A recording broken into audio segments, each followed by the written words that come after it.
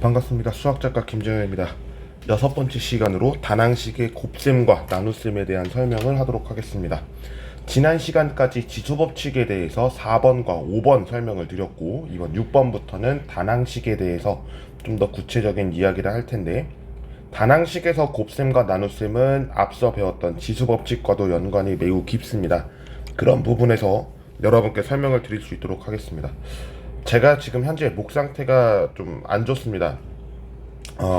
들으시는 동안 좀 거부감이 있을 수 있는데 양해를 좀 부탁드리고요.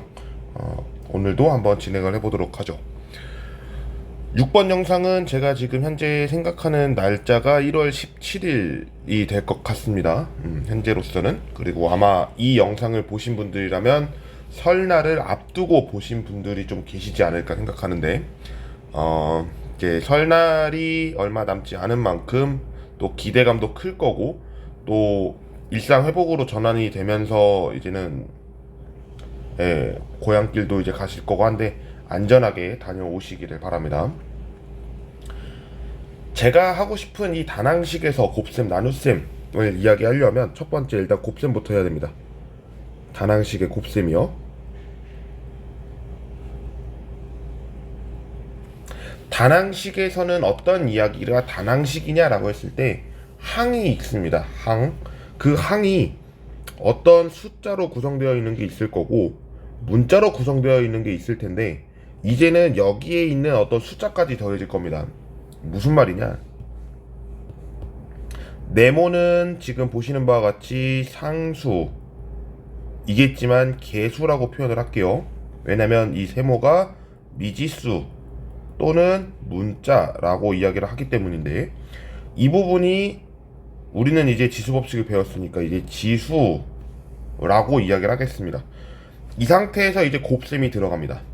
어떻게 이제 들어가겠느냐라는 건데, 우리는 직사각형 하나를 그려 보겠습니다. 이렇게 표현되는 어떤 직사각형이 하나 있어서 가로 2b라고 하겠습니다. 2b 뭐 센티미터, 그다음에 세로 3a 제곱이라고 하겠습니다. 그랬을 때 우리는 곱을 합니다. 이 곱을 할 때는 2b 곱하기 3a의 제곱 이라는 형태를 쓸 겁니다.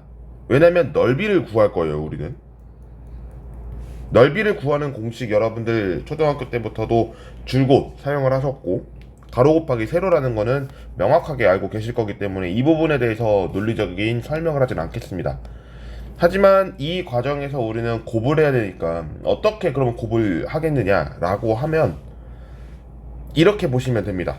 상수, 개수 제가 써놨죠? 그리고 미지수 문자 써놨고 지수 써놨습니다. 이런 상황에서 우리는 이 상태대로 곱하시면 돼요. 무슨 말이냐면 상수는 상수끼리 곱합니다. 그러니까 2하고 3이 있으니까 이 결과값은 6이 되겠죠. 그리고 B랑 A가 있습니다.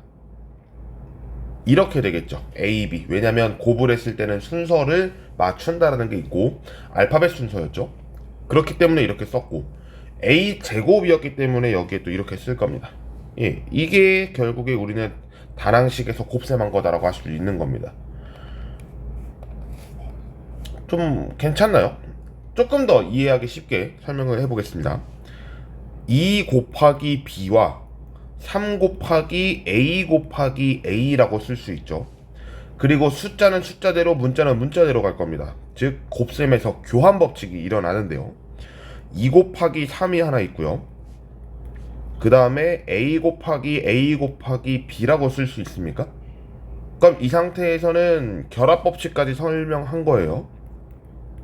그러니까 다시 얘기하면 교환 법칙을 사용한 후에 결합 법칙을 썼다라고 할 수 있는 거고, 이 상태에서 우리는 계산을 합니다. 6 곱하기 A 제곱 B라고 쓸 수 있으며 가운데에 있는 이 곱은 생략할 수 있죠. 그래서 이렇게 쓸 수 있는 겁니다. 자, 이렇게 하나 했고요. 예를 들겠습니다. 아까 예를 든 거 아니었나요? 예를 들긴 했죠. 근데 꼭 앞에 상수가 자연수일 리는 없죠. 그래서 이거를 좀 더 표현을 해보겠습니다. 3분의 4 하나가 있고 이거를 x제곱 y 세제곱이라고 하겠습니다. 곱하기 9 x 4제곱 y 제곱 이라고 해보겠습니다. 이거에 대해서 풀면 어떻게 되느냐, 그러면 아까대로 똑같습니다. 교환법칙하고 결합법칙 시키면 됩니다.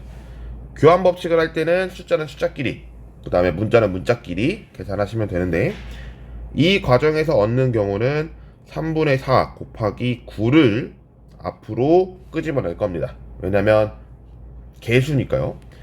그리고 문자니까 x제곱 y 세제곱 곱하기 x 4제곱 y 제곱인데 지수법칙 4번이 있었죠. 그리고 지수법칙 1번이 있었습니다. 그 과정을 설명해 보겠습니다. 이거 4번은 사실 쓸 의미는 없네요. 1번이 맞겠네요. 그러면 이 상태에서만 보면 또 교환법칙하고 결합법칙 해야 되겠죠. 그러면 여기만 보면 x제곱 곱하기 x 4제곱이 하나 있고 y 세제곱 곱하기 y 제곱이 있습니다.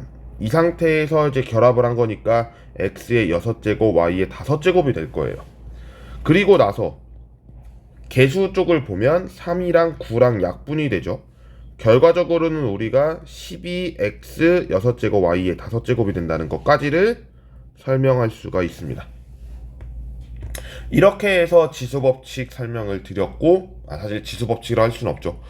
지수법칙을 활용했고요. 결과적으로는 다낭식의 곱셈은 이렇게 사용할 수가 있다라는 것까지 설명드렸습니다. 이제는 다낭식에서 나눗셈 해보겠습니다. 다낭식의 나눗셈. 우리가 나눗셈이라고 하는 거, 수에서 나눗셈을 했을 때 20 나누기 5분의 1, 죄송합니다. 5로 할게요. 이러면 우리는 그냥 4라는 건 알고 있지만 곱하기로 바뀌고서 이렇게 계산했던 것까지 기억하실까요? 똑같습니다. 그래서 수에서 나눗셈을 한 거의 확장편이 식에서의 나눗셈이고, 그 중에 우리는 다낭식을 먼저 보는 겁니다. 자, 이렇게 해볼게요. 35 그리고 하나를 a 제곱 b 세제곱이라고 하고요. 뒷부분에 7 그리고 a b 제곱이라고 했습니다. 이거를 계산해 보려면 우리는 일단 나눗셈이니까요. 이렇게 쓸 수 있나요?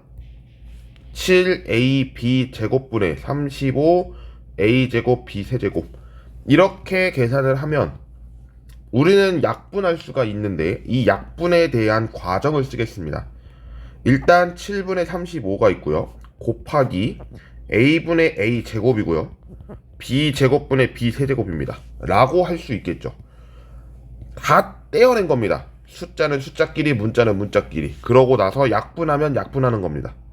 이렇게 약분을 하겠죠. 그리고 a랑 a 제곱이니까 하나 없어질 거고, b 제곱, b 세제곱이니까 하나 남겠죠. 결과적으로는 우리가 5ab다 라고 하는 것까지를 설명할 수 있습니다. 다시 하면 다낭식의 나눗셈은 나눗셈 뒷부분에 있는 내용을 곱셈으로 바꿔서 분수의 형태로 바꿔주고 기하분수로 나타낼 수 있어야 한다라는 것까지를 설명할 수 있습니다. 자, 이에 대한 예를 또 들어보겠습니다. 예를 여기서 들어볼게요.